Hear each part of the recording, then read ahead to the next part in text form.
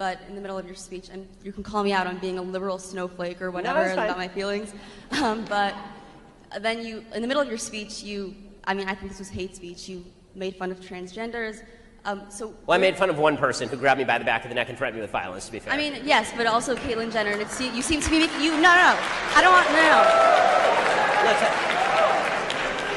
You were clearly making jokes at the expense of transgender people. So my question is, where do you draw the line between being a mensch and clearly offending people? Like, where do you draw the line? Okay, so for me,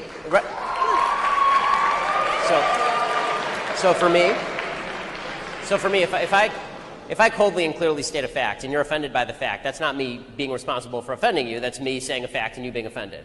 As far as me making jokes about Zoe Tur, my general rule is that if somebody grabs me by the back of the neck and threatens me with violence on national television, I have the right to make fun of them. That's just as when I was at University of Wisconsin, if people are going to chant at me and yell at me, then I'm not going to treat them with courtesy because they are not deserving of courtesy. Courtesy is something that you earn by being courteous. Okay, fine. I understand that, but it just seems a little bit hypocritical to brag about the fact that you openly humiliated someone on national television while also telling people to be mensches. I just think that's a little. Well, I mean, let's put it this way: my belief is in mutually assured destruction. So if you're going to, if you attempt to again do me physical harm on national TV, then I'm not going to treat you with a level of respect that you have not earned. I mean, I'm treating you with respect, and we disagree, right? Because you're courteous. So thank you for that.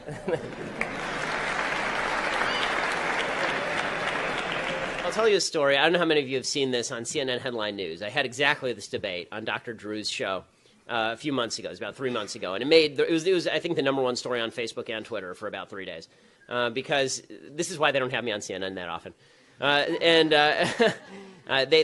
They were talking about Caitlyn Jenner. And the question of the day was why Caitlyn Jenner should or should not receive the ESPN Courage Award. Because, as we all know, the courage to have a boob job, make millions of dollars off of it, have a mental illness that's exploited by television cameras is exactly the same as the courage it took for men to get off boats at the beaches of Normandy on D-Day. I mean, courage is courage, guys. So they had me on this. They had me on this show, and they decided that they were going to seat me directly next to a transgender woman, meaning a man who is delusional and thinks he's a woman. And so I'm sitting next to this dude whose name is Zoe Tur. His former name is Bob Tur. And he's sitting next to me, and this topic comes up. And what I said, they were going around discussing whether or not Caitlyn Jenner was courageous or not courageous. And finally, I just said, I don't understand why we're all humoring mass delusion. Why is the public humoring a delusion? It's not kind to the mentally ill. It's terrible for the mentally ill. As somebody whose grandfather was schizophrenic, it would have been really, really quite terrible if the entire society had said to him, you know what, Nate, you're totally right. The radio is talking to you, right? It wouldn't have been beneficial to him. It was much more beneficial to him that he was institutionalized, given lithium, and then healed, basically, and was able to live a decent life. The idea that transgender surgery accomplishes anything for people who are quote-unquote transgender is nonsense. The suicide rates are precisely the same before and after the surgery, and they are both in excess of 40%, which is unbelievably high. The idea that society is responsible for transgender suicide is absolute garbage. It is not true. Okay, the fact is that even they've done polls of this. There's a poll from the Anderson School at UCLA, and they found that even transgender people who say they're not questioned about being transgender, they have exactly the same rate of suicidality, meaning that this is a mental illness, because that rate of suicidality is so far beyond anything that has ever been experienced in any population of humans ever. Seriously, the only comparable rate of suicide to the transgender community today is Jews living under Nazi German rule. That is the only time in human history that there has been that rate of suicide. So I promise you, transgenders are not being treated like Jews under Nazi German rule, so it clearly is not societal impact that is making people suicidal.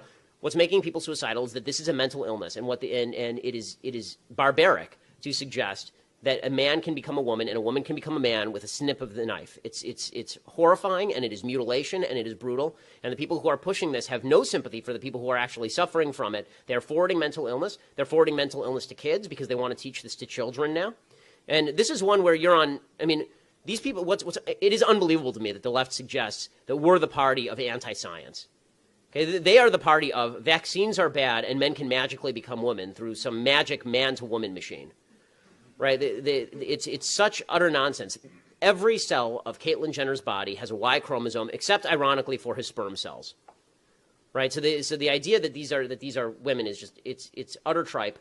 And I have to say, I am enjoying a little bit how the transgender movement is destroying feminism. That's kind of fun, because the feminists have always argued that men and women are inherently different, right? Men and women are and women have a beautiful, unique thing to bring to the world. And then, of course, they say a bunch of other crap. But that's the part what they say is true. And now they're saying, but transgenderism says that men and women are exactly the same and can randomly shift. It's weird to hear Hillary Clinton, for example, say Caitlyn Jenner is a beautiful, lovely woman, and then in the same sentence say, and we need a woman president. It's like, well, that's kind of weird. Why? If men and women are exactly the same, then why do we need a woman president? Right? Men and women are exactly the same. So Barack Obama, without any changes to himself, but if Obama really wanted to jack her in this election, he would do that. He'd come out 2 days before the election and he'd say, I'm the first woman president. Right? And change nothing about himself, right? Because transgenderism suggests you don't have to make physical changes, you don't have to change your dress, you don't have to change anything, right? If you just decide one day that if Charles Bronson one day decided to saunter on in, take off his gun belt, and mosey on in and sashay on in to the ladies' restroom for a little sitsy on the toilet, then he would be a woman. This is the way that this is. What I love about this particular debate is I think enough Americans are not insane that they will buy the argument that a man is a man and a woman is a woman, considering they have known this since they were small children. My daughter's 21 months old. Caitlyn Jenner honored with the Arthur Ashe Courage Award at the ESPYs. Did she deserve it? Was it the right choice? Here she was last night on ABC. Take a look. All across the world, at this very moment, there are young people coming to terms with being transgender. They're learning that they're different, and they're trying to figure out how to handle that, on top of every other problem that a teenager has. They're getting bullied. They're getting beaten up. They're getting murdered. And they're committing suicide. But this transition has been harder on me than anything I could imagine. And that's the case for so many others besides me. For that reason alone, trans people deserve something vital. They deserve your respect. I'd like to thank, personally, my buddy Diane. So, you know, you can only tell your story the first time once, and Diane, you did it so authentically and so gracefully. Joining me now in the audience, Shagun Oduolowu, entertainment journalist, Zoe Tur, pilot and reporter who herself is transgender, and Ben Shapiro, senior editor, Breitbart News, author of Bullies. Ben, did she deserve this award? For what? For courageously coming forward, for having been an athlete of great prowess, and now fighting a new battle. What exactly is the battle? I mean, self-definition is what you do, and my baby's doing it at 18 months old. I wasn't aware that you get a medal for it. Shagun? I think she's a fraud. I thought the message and the messenger were wrong. I was in the audience at the ESPYs, and if you want to talk about courage, she said it herself in her speech that she retreated to her mansion in the Hill and was. Where was she in the 70s when the LGBT community was fighting for acceptance? Where was she in the 80s when the AIDS epidemic was ravaging the LGBT community? She was hiding, feeling bad about being transgender. Where was she in the 90s when shows like 90210, Melrose Place, and Will and Grace were bringing gay people to the forefront? Where was she in 2000s? She couldn't come forward yet. My thing is this. She's a 65-year-old rich white woman that decided to do this, but don't tell me you're walking to the truth for other transgender kids of color who don't have that war chest of money to get the surgery to look like she looks. They're not going to get the cover of Vanity Fair. So don't tell me that she is going to stand on the banks waving her hand as the beacon for transgenders when there's a river of blood of people that die. Okay, regardless of who the messenger is, okay, whether you like it or her not, or think that this is an authentic person or not, or her intent, she is bringing a conversation to the forefront that is helping people better understand, not you, unfortunately, better understand the transgender community, have more empathy, have more tolerance, and that is saving lives. Because as she stated, there are so many transgender youths and adults that are victims of violence, that are beat up, that are bullied because of the discrimination. So thank God that now she is mainstreaming it so people can better understand it and have tolerance. Sam, that's dead wrong. No, it's not dead wrong. She lives in the most accepting city in the state. And go do that in Alabama. Be a hero. Be a hero. Listen to Zoe. Listen to Zoe. Zoe, go ahead. Good try. You have to bifurcate it. Did she deserve the honor? Probably not.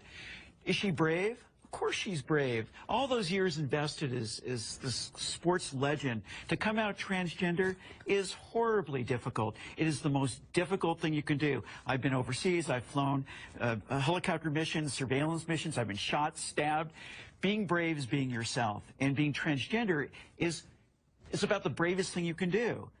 Did she deserve the award? 65? Yes. Why are we mainstreaming delusion? It's not delusion. Why would you call it delusion? Because Caitlyn Jenner, I'll call him Caitlyn Jenner. No, because it's her. You're not being polite to the pronouns. Because disrespectful. Okay, forget about the disrespect. Facts don't care about your feelings. It turns out that every chromosome, every cell in Caitlyn Jenner's body is male, with the exception of some of his sperm cells. It turns out that his brain structure is male. It turns out that he still has all of his male appendages. How he feels on the inside is irrelevant to the question of his biological sex. I don't agree with that. I'm not on that train. I'm not on that train. She wants to be called she. I'm going to call her she. I just have a problem with the message and the messenger. So well, let's I'm going to do two things. I want to reiterate what Zoe said, which is the bifurcation of the courage to come forward after a lifetime as a male and a certain kind of a male versus did she deserve this award? Listen, the awards, what are award ceremonies except an opportunity to catch some eyes? Especially the ESPN. So, yeah. ESPN, well done, ABC. Yeah. They did exactly what their job was, to attract eyes. They did it. That's what award ceremonies are for. But in terms of the science behind gender dysphoria, you're very familiar with that, Zoe. Very familiar. It's not about the the chromosomes within our both know nuclei. Yeah, go ahead. Chromosomes don't necessarily mean you're male or female. Gender. With gender identity. Go ahead. No, so especially, but even so, you have a thing like Klinefelter's syndrome. So you don't know what you're talking about. You're not educated on genetics. Would you like to discuss the genetics? No. What are your genetics? So I'd stay away from the genetics and back to the brain scans. You cut that out now, or you'll go home in an ambulance. Yeah, that seems mildly inappropriate for a political discussion. No, I know. Well, but wait. To be fair, but to be fair, you're actually being rude. And that's not fair. I'm sorry, it's not rude to say that someone who's biologically a male is a male. Someone who's biologically male is a male. But Mr. Shapiro, you knew very well that saying that to Zoe would be egregiously insulting. It's not a matter of insulting or inflammatory. It is. It's a fact. No, well, you're a male. Dr. Drew is a male. Sir, you're right.